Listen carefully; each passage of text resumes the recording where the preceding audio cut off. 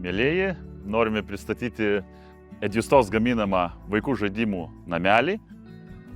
Šiuo atveju turime iš eglės pagamintą žaidimų namelį, kuris savo komplektacijoje turi čiuožynę, turi supynės ir taip pat yra uždaras namelis, kur iš esmės galėtų vaikas netgi savo vasarą praleisti visą šiame namelyje, nes jis yra sandarus, su langais, su durimis ir taip pat yra po nameliu suprojektuota smėliadėžė. Šis namelis yra multifunkcinis ir tuo pačiu tinka įvairioms amžiaus grupėms. Vyresni gali čiuožinėti, gyventi ir miegoti, o mažesni gali žaisti apačioj smėliadėžėje.